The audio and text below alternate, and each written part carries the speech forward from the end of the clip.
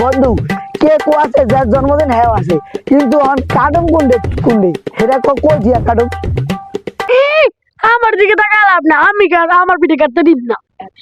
Happy birthday to you.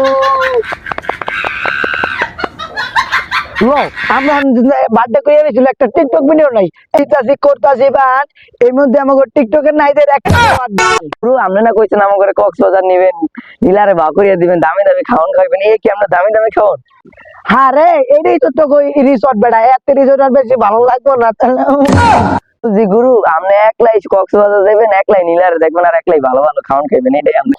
আরে বেটা সব জায়গায় সত্যি কথা কইতে হয় না আমি যাইমু আমার লাগে হোকার পিছে তোরও বাজায় লইয়া যাই মানে তুই চুপ করিয়া থাকবি জয় টিকটক জয়।